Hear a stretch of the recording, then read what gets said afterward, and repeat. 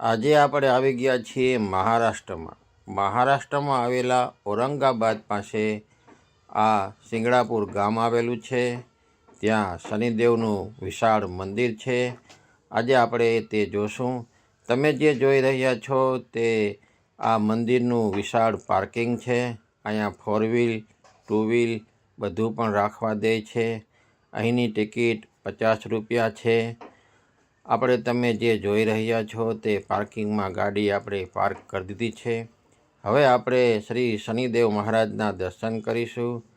તો તમે જે જોઈ રહ્યા છો તે આ શનિદેવ મહારાજના મંદિરનો મેઇન ગેટ છે. હવે આપણે અંદર પ્રવેશ કરીશું.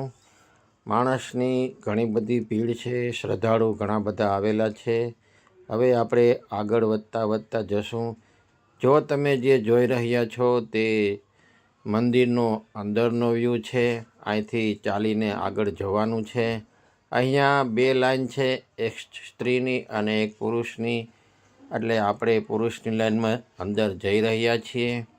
આગળ જશું એટલે અહીંયા પીપળાના પાન ચડાવવાનું એક મંદિર આવેલું છે. જે ધર્મની અનુસાર બધા અહીંયા પીપળાના પાન ચડાવીને દર્શન કરે છે. તમે જે જોઈ રહ્યા છો તે. હવે આપણે લાઈનની અંદર આગળ વધતા જશું. અને આ તમે જે જોઈ રહ્યા છો તે મંદિરનો અંદરનો વ્યૂ છે. અને હવે આપણે આગળ જશું. સામે તમારે કોઈ પણ પૂછપરછ કરવી હોય તો તેની પણ બારી છે. અને અહીંની તમને જે વાત કરી દઉં તે બપોરે અહીંયા પ્રસાદી પણ આપવામાં આવે છે. અને તમારે અહીંયા રહેવાની પણ સગવડ છે. આજુબાજુમાં ગેસ્ટ હાઉસ અને ધર્મશાળાઓ પણ આવેલી છે. હવે આપણે શનિદેવ મહારાજના દર્શન પાસે પહોંચી ગયા છીએ. તેમની મૂર્તિ છે, તેમની પાસે આપણે પૂગવા આવ્યા છીએ. શ્રદ્ધાળુની ઘણી ભીડ છે. તમે જે જોઈ રહ્યા છો તે અહીંયા 2 લાઈન ભેગી થઈ ગઈ છે, સ્ત્રી અને પુરુષની. અહીંયા શનિદેવ મહારાજને આપણે તેલ પણ ચડાવી શકીએ છીએ. બહારથી બધી જ વસ્તુ અહીંયા મળે છે. એટલે અહીંયા તમે જો શનિદેવને તેલ ચડાવવા માગતા હોવ તો એ પણ સગવડ છે. અને બીજું, તમારે જો શનિદેવના મૂર્તિ પાસે જઈને તેલ ચડાવવું હોય તો પણ તમને ચડાવવા જવા દે છે. પણ એમના થોડાક પૈસા છે, એ લોકો લે છે. આપણે દૂરથી શનિદેવના દર્શન કરીશું. તમે જે જોઈ રહ્યા છો તે શનિદેવની મૂર્તિ છે. અને તમારે જો પાસે જઈને તેલ ન ચડાવવું હોય તો બાજુમાં છે, ત્યાં પણ તમે તેલ રેડી શકો છો. તે શનિદેવને ચડી જશે. હવે તમે આગળ હાલશો એટલે બાજુમાં બરાબર શનિદેવની સામે ભગવાનના ઘણા મંદિરો છે. એ પણ આપણે નિહાળશું. આ તમે જે જોઈ રહ્યા છો તે સામે અંદર ફરતા દર્શન કરવાના છે. અહીંયા ગુરુજીની મૂર્તિ પણ છે, ભગવાનના મંદિર પણ છે. એ જોતાં હવે આપણે આગળ નીકળશું. બજરંગબલીની પણ મૂર્તિ અહીંયા મૂકવામાં આવેલી છે. હવે આપણે આ બધું જોઈ લીધું છે. અને શનિદેવ મહારાજના મંદિરની અંદર આપણે જ્યારે આવીએ ત્યારે એક બાજુથી એન્ટ્રી છે અને એક બાજુથી બહાર નીકળવાનો રસ્તો છે.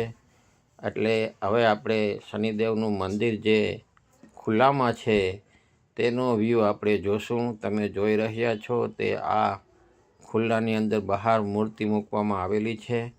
અને બહાર ઝાડવા અને બધું પણ છે. આ તમે જે જોઈ રહ્યા છો તે.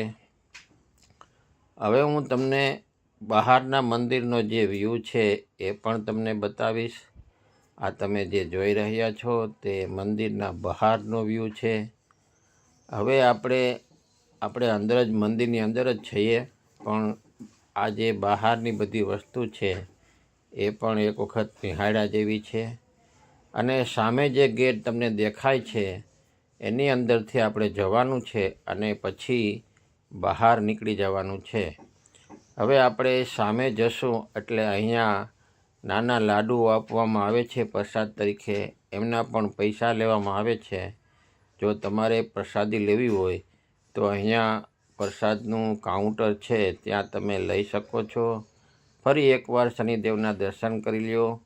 હવે આપણે આગળ વધશું એટલે અહીંયા પણ ભગવાનની મૂર્તિઓ મૂકવામાં આવેલી છે, એના પણ દર્શન કરતાં કરતાં આપણે આગળ વધતા જશું.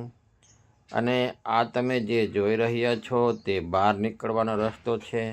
અને મેં તમને જે વાત કરી હતી એ સામે કાઉન્ટર છે, એની અંદર શનિદેવ મહારાજની પ્રસાદી મળે છે. અહીંયા આ બરફીનો પ્રસાદ અહીંયા મળે છે. એ પણ તમારે લેવો હોય તો પૈસા આપીને તમે લઈ શકો છો. અને આ વિશાળ મંદિરનું ગ્રાઉન્ડ છે.